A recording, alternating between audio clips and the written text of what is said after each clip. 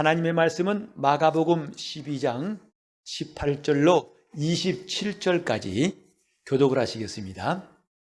부활이 없다는 사두개인들이 예수께 와서 물어 가로되 선생님이여 모세가 우리에게 써주기를 사람의 형이 자식이 없이 아내를 두고 죽거든 그 동생이 그 아내를 취하여 형을 위하여 후사를 세울지니라 하였나이다.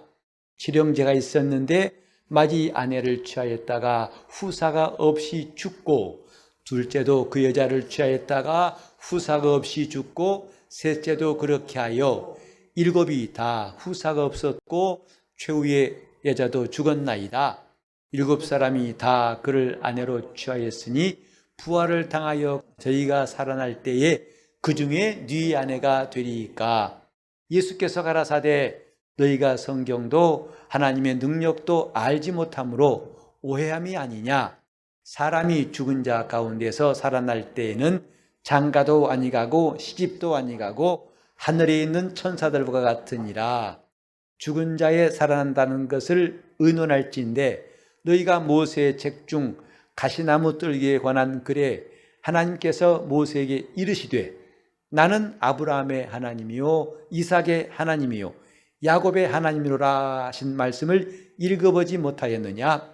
하나님은 죽은 자의 하나님이 아니요 산 자의 하나님이시라. 너희가 크게 오해하였도다 하시니라. 아멘.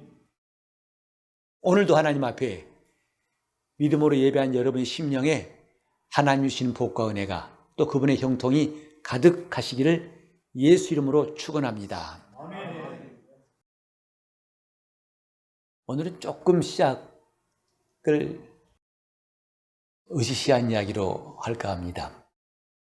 여러분 좀비란 말 들어보셨나요? 이전에는 귀신 영화가 참 많았어요.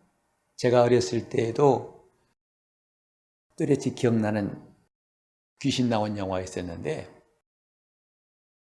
그것도 이제 시골 살던 제가 할아버지 모시고 서울에 있는 고모님 댁에 왔을 때에 고모님이 너 좀 할아버지 모시고 영화관에 갔다 와라 해서 촌사람인 제가 찾다가 그 당시에 동시 상영하는 곳 극장에 들어갔습니다. 근데 영화 중간이라 사람도 아무도 없었고 출입문이 어딘지 알아야죠. 그냥 더듬더듬하다가 문 비슷해서 딱 들어갔더니 여러분 그거 아세요? 영화관 제일 앞쪽에 단 바로 밑에 탈모 하면서 그 써있는 그 바로 그러니까 이렇게 보여야 스크린이 보이는 거예요. 바로 그 문이더라고요. 깜깜한 데 들어가가지고 더듬어서 간신히 자리에 앉았죠. 맨 앞줄에. 근데 그때 그 영화 제목이 월화의 공동묘지였어요. 그 영화는 단 한 번도 낮이 안 나와요. 다 밤이에요. 다 밤.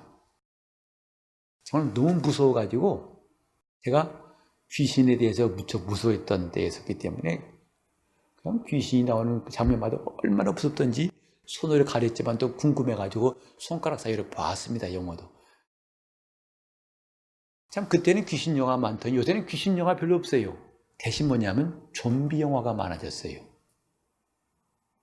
이제는 확실히 이런 공포 영화도 글로벌화 돼가지고 귀신이나 말보다는 좀비라는 외국어를 써야 되겠습니다.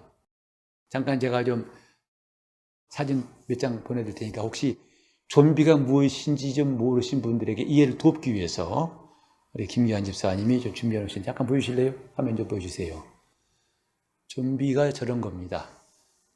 또 한 장 보여주실래요? 사람은 사람인데 사람 같지 않죠? 또 있습니까? 없나 보네요. 제가 오늘 아침에 갑자기 부탁드려서 좀 당황하셨을 건데 여러분도 예배하다가 이런 화면 보니까 좀 기분이 이상하죠? 분명히 모양은 사람 같은데 사람 같진 않죠? 좀비란 말이 뭔가 찾아봤더니 그 부두교라는 종교가 있습니다. 거기서 주술에 의해서 움직이는 시체를 말한답니다. 쉽게 말하면 살아있는 시체예요. 오늘 왜 이야기를 꺼내고 싶으냐면 이 본문에도 부활에 관한 문제, 죽은 자에 관한 말이 나오기 때문에 그렇습니다. 사두개인들은 원래 출신이 제사장 출신이랍니다. 하나님을 섬기는 제사장들인데도 그들은 이제 그 당시에 돈 많고 그 다음에 사회에서 이른바 상류층을 이루었던 사람들이었습니다. 그들은 부활을 믿지 않았어요. 영들, 천사들에 대해서 믿지 않았습니다. 그래도 자기 아버지 대대로 하나님을 섬기는 직분, 제사장의 직분을 했던 사람들인데 불구하고 이런 부활에 대한 것은 바리새인과 정반대로 믿지 않았던 사람들이죠.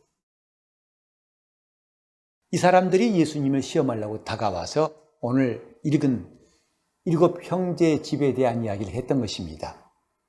그래서 그 당시 모세가 가르쳤던 대로 형이 자식 없이 죽으면은 그 아우가 형수에게 장가들어서 씨를 보존하는 그런 말씀이 있어가지고 형수와 결혼한 제도, 수혼제도라고 하는데 그것이 있었습니다.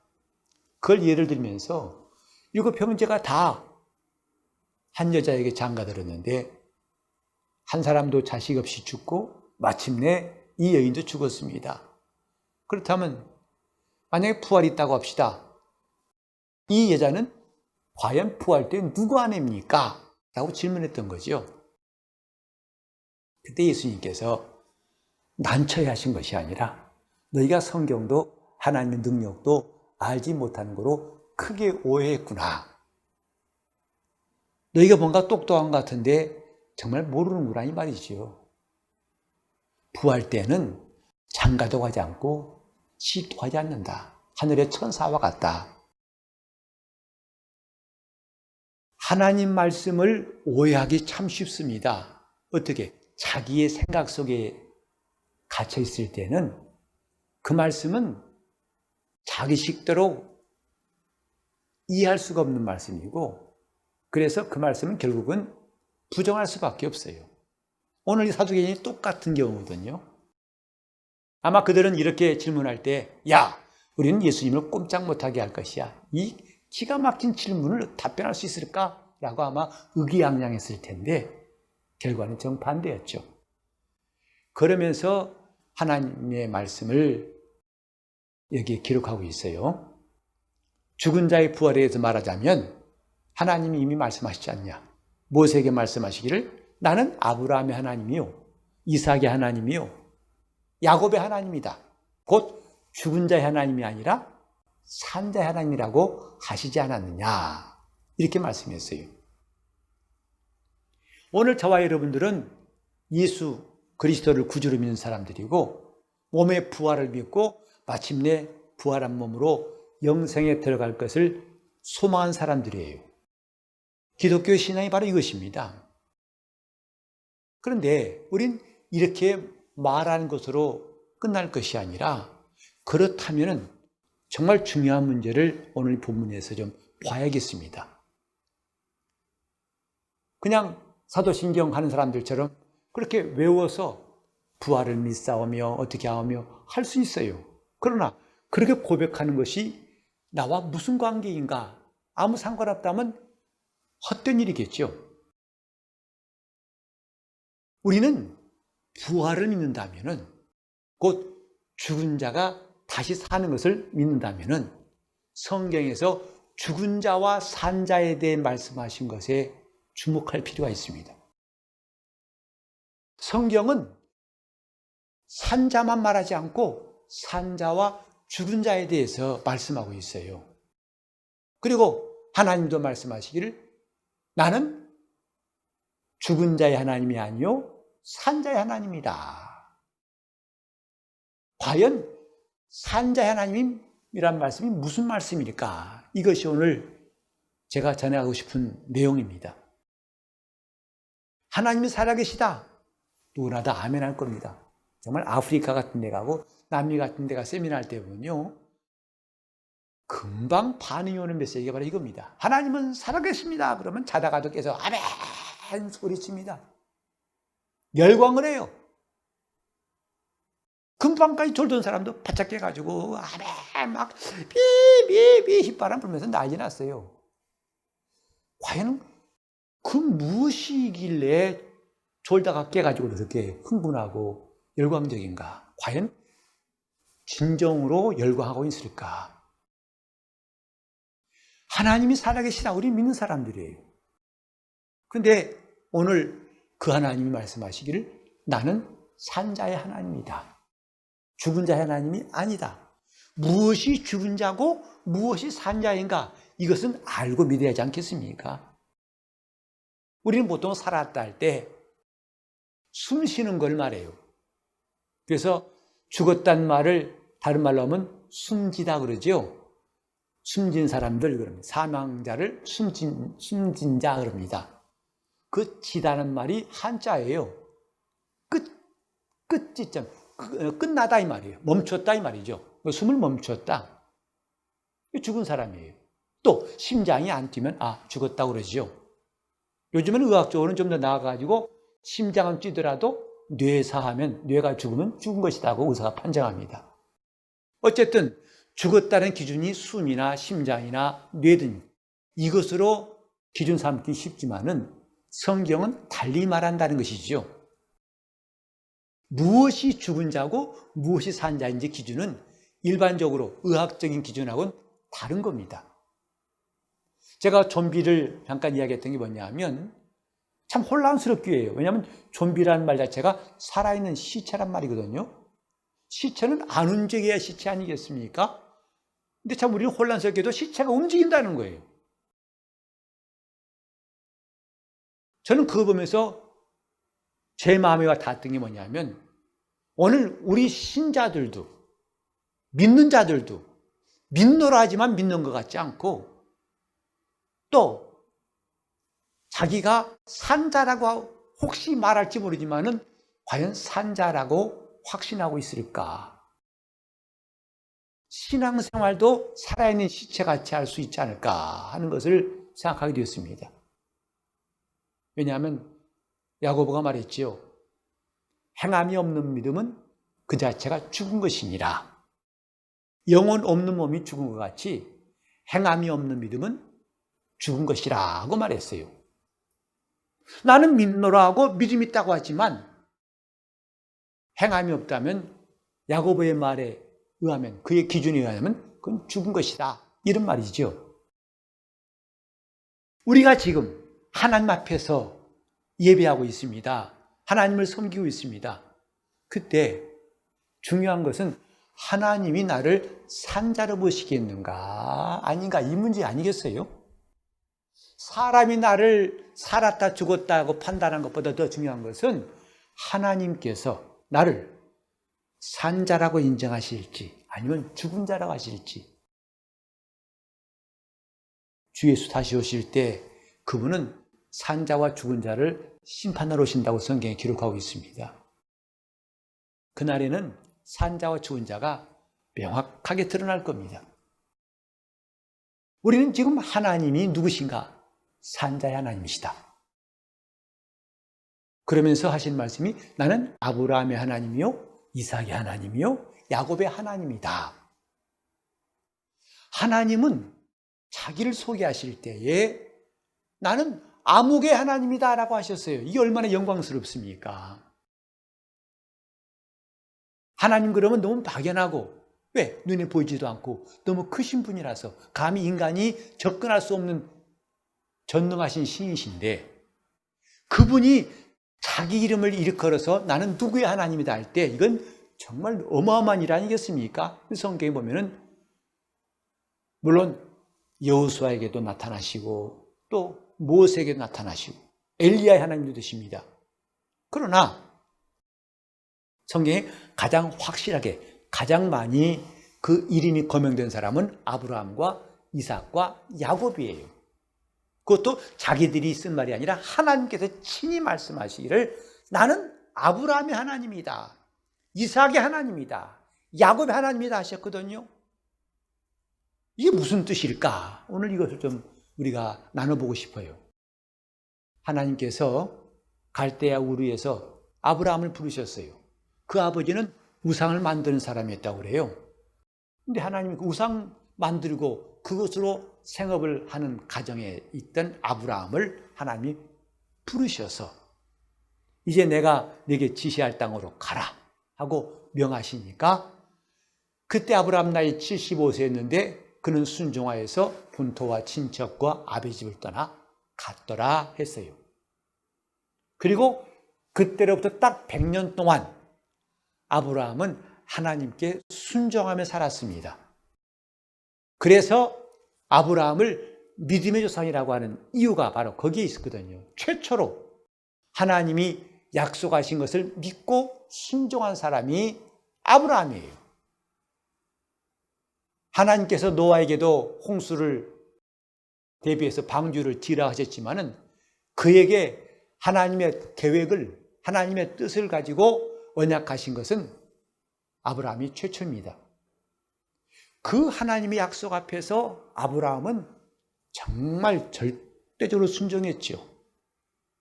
그래서 아브라함은 원래 자식이 없던 사람인데 나중에는 아들만 7명을 두었어요.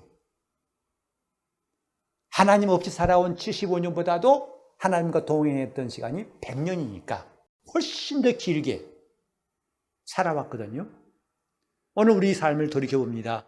내 일생이 얼마인지 딱 정해놓고 내가 하나님 없이 살아왔던 시간들은 얼마 동안이며 하나님과 함께 살았던 시간은 얼마인가 이걸 계산해보는 것도 참 의미 있을 것 같아요. 아브라함은 훨씬 더 많이 하나님의 말씀 따라 순종해 살았습니다. 그래서 하나님은 아브라함의 하나님이라고 말씀하시는 거예요. 나는 아브라함의 하나님이다.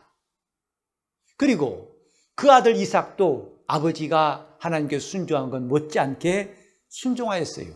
우리는 저 모리아산에서 아브라함이 그 아들 이삭을 제물로 바칠 때를 알고 있습니다. 창세기 22장에 하나님이 명하신 대로 아브라함 순종하지요. 그 아브라함의 믿음을 우리가 종종 떠올리는 사건입니다만 사실은 잊지 말아야 할 것은 그 당시에 이삭의 믿음이에요. 왜냐하면 그 당시 아브라함은 114세쯤 됐을 것이고 이삭은 14살 청년입니다. 힘 있는 사람입니다. 만약에 이삭이 불순종했다면 아브라함은 노인으로서 과연 이삭을 제압할 수 있을까요? 갑자기 아버지가 양을 가지고 제사한 줄 알았더니 자기를 결박해가지고 단 위에 누이고 칼을 들러서 죽이려고 합니다. 이때 순순히 그것을 맞이할 사람이 몇이나 있겠어요.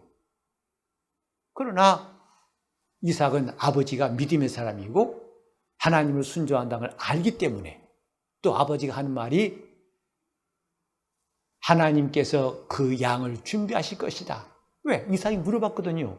지금 제사로 산에 올라가는데 양이 안 보여. 불과 일의 연장은 준비됐는데 양이 안 보이길래 아버지, 번제할 양 어디 있지요? 그때 정말 아브라함의 심정이 어땠을까요? 솔직히 말하면 이 자식아 바로 너야 했다면 아마 도망갔을지 모르지. 근데 아브라함이 참 지혜 있게 말했어요. 하나님이 자기를 위해서 예비하실 것이다. 그래서 여호와 이레란 말이 나왔던 거거든요. 어쨌든 그래서 아버지가 한 말을 믿고 갔었는데 아버지가 자기를 결박하더니 단위에 놓고 자기를 희생제물로 드리려고 합니다. 칼이 내려오는 순간에도 이삭은 피하지 않습니다. 왜? 아버지가 믿음의 사람이라는 것을 하나님께 순종한다는 것을 그는 의심하지 않았기 때문에 이삭 믿음이 굉장한 겁니다. 사실 아브라함보다 더 클지 몰라요. 그래서 하나님은 이삭과 일생 동안 함께 하시고 나는 이삭의 하나님이다 라고 말씀하신 거예요. 뿐만 아니라 그 아들 야곱은 원래 아버지의 혈통, 아버지의 상속을 잊기 어려운 차자여 둘째 아들이었습니다. 그러나 그는 정말 그 이름답게 형의 발꿈치를 잡고 나온 사람답게 기어코 형을 따라잡아서 그가 장자권을 얻게 되었습니다. 그리고 하나님 앞에서 믿음의 사람으로 살아서 12아들을 두었었죠. 하나님께서 야곱이 저 외삼촌 집으로 도망갈 때 꿈에 나타나셔서 나는 너의 하나님, 내 조상 아브라함의 하나님이고 이삭의 하나님인데 내가 내 하나님 되겠다 하신 말씀을 하셨어요. 이렇게 말씀하시니 야곱은 순종해가지고 나중에 믿음의 가정을 풍성하게 이루었지요. 하나님이 누구시냐? 아브라함의 하나님, 이삭의 하나님, 야곱의 하나님이시다. 이 말은 뭐냐면 아브라함은 믿음으로 순종한 사람이었다 이 말이죠. 자기 독자도 아끼지 않고 하나님께 순종한 사람이었어요. 이삭은 자기 목숨까지도 아끼지 않고 하나님께 하나님 뜻대로 순종한 사람이었어요. 이렇게 하나님께 순종한 그들, 곧 믿음이 있기 때문에 하나님은 그 아브라함의 하나님이 되시고 이삭의 하나님 되신 것이고 야곱의 하나님 되신 것이다 이 말이죠. 그래서 여기 산자의 하나님이라고 하신 것은 아브라함은 이미 죽었어요. 없습니다. 이삭도 죽었지요. 옛사람이 되었습니다. 그러나 하나님은 죽은 암흑의 하나님이라 하지 않으셨어요. 나는 아브라함의 하나님이다 하시고 산자의 하나님이다 하신 거예요. 나는 이삭의 하나님이다. 곧 산자의 하나님이다 하신 것입니다. 하나님은 지금 아브라함이 죽었으나 옛사람이 되었지만은 그를 산자라고 인정하신다고요. 이삭도 산자라고 인정하신다고요. 옛날 사람으로 인정하신 것이 아니고 아브라함은 죽었어요. 옛날 사람입니다. 그런다고 해서 하나님도 따라서 옛 하나님이 아니시고 그분은 살아계신 분이신데 그분이 아브라함을 산자로 인정하셨어요. 이삭도 야곱도. 왜일까? 하나님이 산자라고 보신 것은 그가 지금 육체가 있느냐 없느냐 그걸 말씀하시는 게 아니에요. 믿음이 살아있느냐를 보시는 거예요. 하나님은 믿음이 산자를 산자로 보시는 거예요. 믿음이 살아있는 사람, 다시 말해서 하나님 말씀을 살아계신 말씀으로 순종하는 사람들, 그 사람이 산자예요. 오늘 저와 여러분도 어느 땐가는 이 땅에 있지 않을 거예요. 그러면 육신과 함께 옛사람으로 사라질 것인지 아니면 비록 육신은 떠났을지라도 육신은 벗었을지라도 하나님이 나를 산자로 인정하실 것인지 이 놀라운 일들이 우리 앞에 기다리고 있습니다. 그래서 우리는 영적 생활하려고 애쓰는 거 아니겠습니까? 하나님 앞에서 누가 산자냐? 하나님이 살아계신 줄 믿고 그 말씀이 살아있는 말씀이 믿고 그 말씀에 순종한 사람이 산자예요.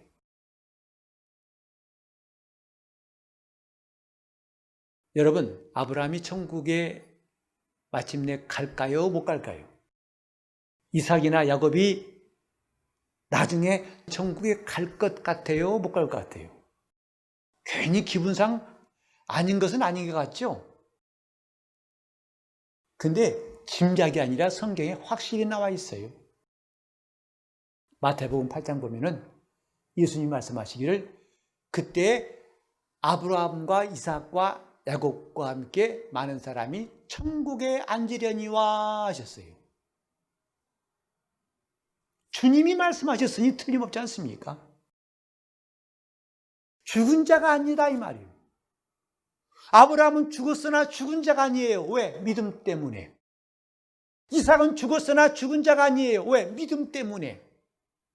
야곱은 죽었으나 죽은 자가 아니에요. 왜?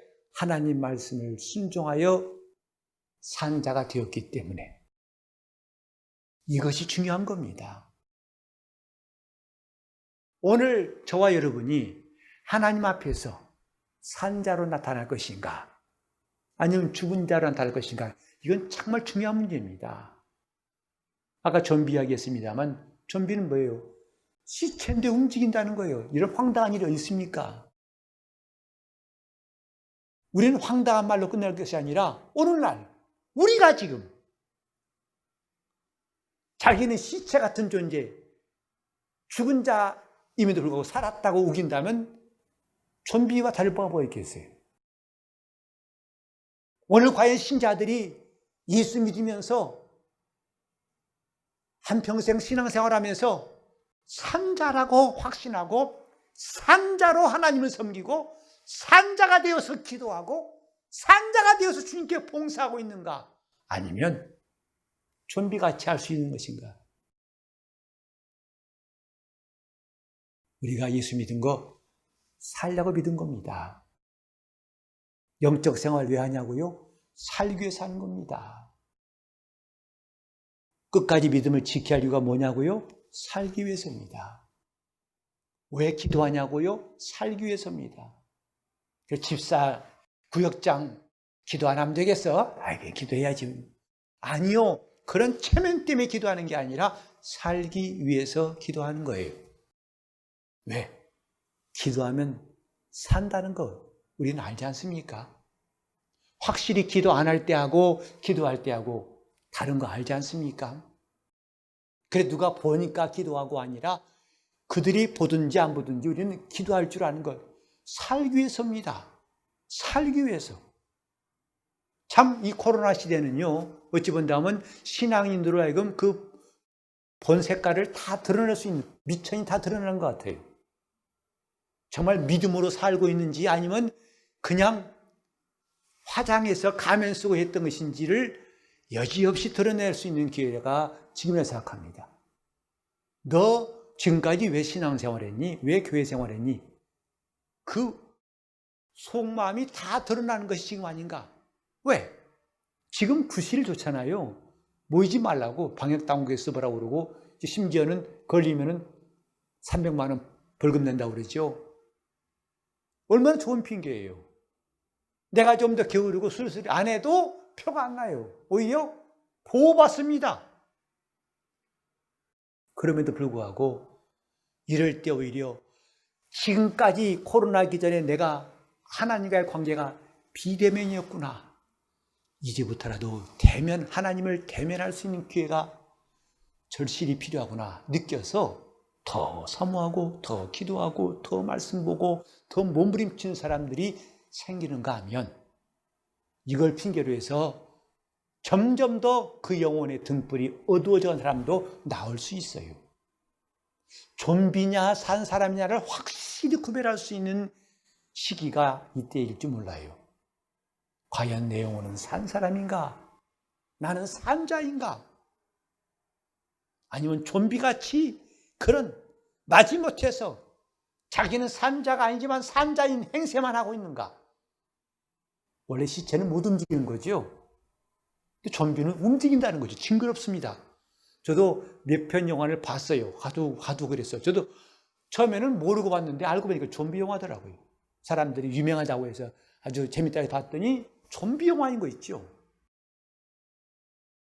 시커먼 어두운 데서 막 소리 지르면서 날뛰고 아주 보기에도 별로 보기 싫은 영화들이라고. 근데 내 영혼의 상태가 좀비 같다면 어쩔 것인가 이 말이에요. 하나님께 예배하는 내가 산자로 예배할 터인데 기도하는 내가 살아있는 사람으로 기도해야 할 터인데 안 그런다면 얼마나 그게 징그럽고 처참할 것인가. 하나님은 죽은 자의 하나님이 아니요 산자의 하나님이시다. 오늘 하나님이 내 영혼을 어떻게 보실 것인가? 나를 산자로 보셔서 나는 너의 하나님이다 하고 하실지 아니면 그분이 관심을 거둬가실지 이것이 정말 중요한 문제라는 것을 깨닫는 오늘 이 시간 되었으면 좋겠습니다. 내가 지금 살았다는 것을 심장 뛰는 것으로만 여기지 마. 이것으로 확인하지 말고 하나님이 나를 산자로 증거하시는 일들이 그것이 나에게 기준이 되고 증거가 될 수 있기를 바랍니다. 저 독일의 유명한 철학자 니체가 한 말이 있습니다. 그 말도 유명하죠. 신은 죽었다 그랬어요. 그랬더니 어떤 사람이 그 말을 갖다 이어가지고 니체 말하기를 신은 죽었다. 거기에 하나님께서 하나님 말씀하시기를 니체는 죽었다. 그러시더라는 거죠. 왜? 죽었으니까 살아계신 그분이 보일 리가 없어요. 죽은 자 눈에는 죽은 자밖에 안 보이거든요. 산 자에게만 산자의 하나님이 보이는 것이고 그래서 그분을 의지하고 섬기는 거 아니겠습니까? 올해 우리는 반드시 코로나는 끝날 것이고 우리가 생각했던 것보다 빨리 끝날 수 있어요. 하지만 코로나 끝나는 게 문제가 아닙니다. 우리는 이번 기회에 산자가 됩시다. 내 영혼이 산자란 사실을 하나님께로부터 증거받기를 예수 이름으로 축원합니다. 내가 누구냐? 하나님이 내 이름을 일컬어 나는 너 아무개의 하나님이다라고 말씀하시는 놀라운 영광이 얼마든지 가능하다는 사실. 왜? 우리는 예수 믿음으로 하나님의 자녀가 되었기 때문 아니겠습니까? 그분의 자녀예요. 천사 같은 종도 아니고 우리 그분의 자녀예요. 그렇다면 하나님이 나는 너 아무개의 하나님이다 라고 아브라함의 하나님이란 말씀하신 것처럼 말씀하실 수 있도록 이때 우리는 더 그분을 대면하고 더 사모하고 더 간절하고 더 열심을 내고 더 충만하고 더 강하고 담대한 성도로 살 수 있기를 예수 이름으로 축원합니다. 아멘. 기도하실 때 주님 내가 산자인 것을 하나님께로부터 증거받게 해달라고 좀비 같은 신앙생활을 다 철폐하고 내가 산자의 하나님을 섬길 수 있도록 해달라고 통성으로 기도하시겠습니다. 하나님 아버지 우리 영혼이 산자가 되게 하여 주시옵소서. 아멘. 내가 살았다고 주장하는 그것이 아니라 하나님 보시기에 산자로 나타날 수 있도록 인도하여 주시옵시고 아멘. 아브라함의 하나님이라고 말씀하시고 이삭의 하나님이라고 말씀하시고 야곱의 하나님이라고 말씀하신 하나님께서 내 이름을 거명하시면 나는 너의 하나님이라 말씀하시는 영적 생활하게 도와 주시옵시고 아멘. 올해 산자로 살게 하여 주시옵소서. 아멘. 우리 교회 어른부터 아이까지 다 산자가 되어서 좀비 같은 신앙생활 다 청산하고 산자가 되어서 우리 주님 말씀에 반응할 수 있도록 시체는 말을 들어도 꼼짝도 안 하나 산 사람은 말을 듣고 움직이는 것처럼 하나님 아버지 그 말씀에 반응하는 우리 영혼 되게 하여 주시옵소서. 주의 은혜 함께 하시고 인도하시기 원하며 예수 이름 받들어 기도 올리옵나이다. 아멘.